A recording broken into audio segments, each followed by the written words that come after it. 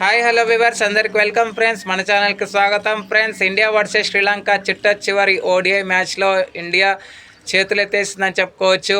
So 110 runs తేడాతో ఓటమి పాలవటం series వెలాలగికి వరించింది. వెలాలగి 108 రన్స్ చేయడమే కాకుండా టోటల్గా 7 వికెట్స్ అయితే తీసుకోవడం జరిగింది సిరీస్లో. And player of the match award అయితే అవిష్కా ఫెర్నాండోకి వరించడం జరిగింది. ఎప్పుడు స్టార్ట్ ఇచ్చే టీమిండియా ఈసారి తడబడిందని చెప్పుకోవచ్చు. ఓకే ఫ్రెండ్స్, ఇక లేట్ చేయకుండా ఈ మ్యాచ్ వివరాలకి వెళ్ళిపోదాం. ఎలా సాగింది, ఏంటి, ఏ మిస్టేక్స్ చేశారు అనేది తెలుసుకుందాం. Let's move in to the topic. Hi hello we were అందరికీ వెల్కమ్ ఫ్రెండ్స్. మన ఛానల్కి స్వాగతం. మా ఛానల్లో మీకు కనుక వీడియోస్ నచ్చితే లైక్ చేయండి, షేర్ చేయండి, కామెంట్ చేయండి మరియు సబ్స్క్రైబ్ చేయండి. మరిన్ని నోటిఫికేషన్స్ కోసం పక్కనే ఉన్న బెల్ ఐకాన్ని ఆల్ పైన ట్యాప్ చేయండి. ఆల్ పైన ట్యాప్ చేయడం ద్వారా మేము చేసే ప్రతి వీడియోలని, తాజా వీడియోలని నోటిఫికేషన్లో పొందగలరు. సో టాస్ గెలిచి మొదట బ్యాటింగ్ ఎంచుకుంది శ్రీలంక. మరొకసారి సేమ్ రిపీట్ అయితే జరిగింది. కానీ ఈసారి ఎప్పుడు ఓపెన్లో ఎవరో ఒకరు వికెట్ అయితే కోల్పోవడం జరిగేది. గత 2 మ్యాచెస్లో ఇదే చూసాం. కానీ ఈసారి అది జరగలేదు. 89 రన్స్ ఓపెనింగ్ పార్ట్నర్షిప్ వచ్చింది. 89 రన్స్ ఓపెనింగ్ పార్ట్నర్షిప్ వచ్చినప్పుడు అక్షర్ పటేల్కి బౌలింగ్ ఇచ్చారు రోహిత్ శర్మ. ఏంటి అసలు వికెట్స్ పడట్లేదు, 100 రన్స్ పార్ట్నర్షిప్ వచ్చే అవకాశాలు ఉన్నాయా అనేది కూడా కొంచెం దోహదపడింది. కానీ ఎప్పుడైతే అక్షర్ పటేల్ బౌలింగ్కి వచ్చాడో ప్రథమ్ నిశంకాని 45 రన్స్ వద్ద పెవిలియన్కి పంపడం అయితే జరిగింది. రిషబ్ పంత్ మంచి క్యాచ్ అయితే పట్టడం జరిగింది. ఆ తర్వాత కుశల్ మెండిస్ రావడం, అవిష్కా ఫెర్నాండోతో కలిసి 82 రన్స్ పార్ట్నర్షిప్ నెలకొల్పడం. 171 స్కోర్ ఉన్నప్పుడు అవిష్కా ఫెర్నాండో 96 రన్స్ వేసి అవుట్ అవ్వడం జరిగింది. తృతిలో తన యొక్క సెంచరీని అయితే మిస్ చేసుకోవడం, తను కూడా డిసప్పాయింట్ అయితే అవ్వడం జరిగింది. కానీ మిడిల్ ఆర్డర్లో మిడిల్ ఆర్డర్ బ్యాటర్స్ ఎవరు కూడా పర్ఫామ్ చేయలేకపోయారు. 10 రన్స్ వేసి చరిత అసలంక అవుట్ అయ్యాడు. ఆ తర్వాత వచ్చినట్టుగానే వెళ్ళిపోవడం జరిగింది అలాగే. కానీ వెలాలగే ఈసారి త్వరగానే అవుట్ అవ్వడం జరిగింది 2 రన్స్కి. కానీ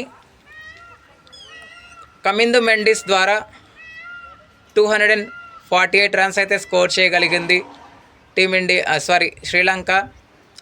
సో జస్ట్ 2 ఎక్స్ట్రాస్ మాత్రమే ఇండియా ఇవ్వడం జరిగింది. రియాన్ పరాగ్ కొంచెం మిడిల్ ఓవర్స్లో వికెట్స్ పడగొట్టడం జరిగింది. మిడిల్ ఓవర్స్ కాదు, ఒక సెకండ్ పవర్ ప్లే ఎండ్ నుంచి స్టార్ట్ అయింది వికెట్ల పతనం అనేది. రెగ్యులర్ ఇంటర్వెల్స్లో కోల్పోవడం అయితే జరిగింది. ఆ తర్వాత 23 రన్స్తో నాట్అవుట్గా నిలవటం కమింద మెండిస్ ఆల్అవుట్ అయ్యే ప్రమాదం నుంచి అయితే తప్పించుకోవడం అయితే జరిగింది. కుశల్ మెండిస్ అయితే 59 రన్స్ అయితే చేసి అవుట్ అయ్యాడు. కుశల్ మెండిస్ది కూడా చాలా కీలక పాత్ర ఉంది అని చెప్పుకోవచ్చు. ఎందుకంటే ఒక ఎండ్లో వికెట్లు పడుతున్నాయి, కానీ వెలాలగే కానీ వచ్చినట్టుగానే వెళ్ళిపోయారు. కానీ కుశల్ మెండిస్ మాత్రం కొంచెం 40 to 43, 44 ఓవర్స్లో కొంచెం చెలరేగిపోవడం జరిగింది. కానీ క్యాచ్ అవుట్గా వెనుదిరగక తప్పలేదు. సో మొత్తంగా 50 ఓవర్స్కి 248 రన్స్ అయితే స్కోర్ చేసింది ఇన్ 7 వికెట్స్. రియాన్ పరాగ్కి 3 వికెట్లు అండ్ కుల్దీప్ యాదవ్కి, అక్షర్ పటేల్కి, వాషింగ్టన్ సుందర్కి, మొహమ్మద్ సిరాజ్కి తలా ఒక్కొక్క వికెట్ అయితే రావడం జరిగింది. అనంతరం లక్ష్య ఛేదను ఆరంభించిన టీమిండియా మంచి స్టార్ట్, ఎప్పటిలాగే యావరేజ్ స్టార్ట్ వచ్చింది. ఈసారి మంచి స్టార్ట్ అని చెప్పలేము. ఎందుకంటే 37 రన్స్ ఓపెనింగ్ పార్ట్నర్షిప్ వచ్చిన తర్వాత 6 రన్స్ వేసి శుభ్మన్ గిల్ అవుట్ అయ్యాడు. అసితా ఫెర్నాండోకి వికెట్ రావడం జరిగింది. అక్కడి నుంచి వికెట్ల పతనం స్టార్ట్ అయింది. Rohit Sharma the top scorer 35, ఆ తర్వాత విరాట్ కోహ్లీ రావడం 20 రన్స్ వేసి తను కూడా అవుట్ అయ్యాడు.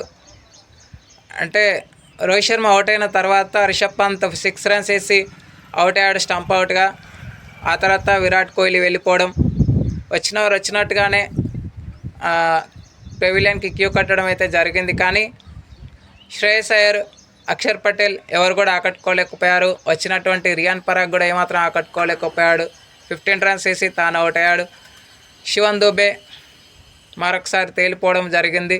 కానీ వాషింగ్టన్ సుందర్ టేలెండర్లో వచ్చి 30 రన్స్ అయితే చేశాడు. కొద్దిపాటి పార్ట్నర్షిప్ అయితే నెలకొల్పాడు. వికెట్ కాపాడే ప్రయత్నం అయితే చేశాడు, కానీ అది జరగలేదు. సో మొత్తంగా 138 రన్స్కి అయితే ఆల్అవుట్ అయితే అయ్యింది 26.1 ఓవర్స్లో.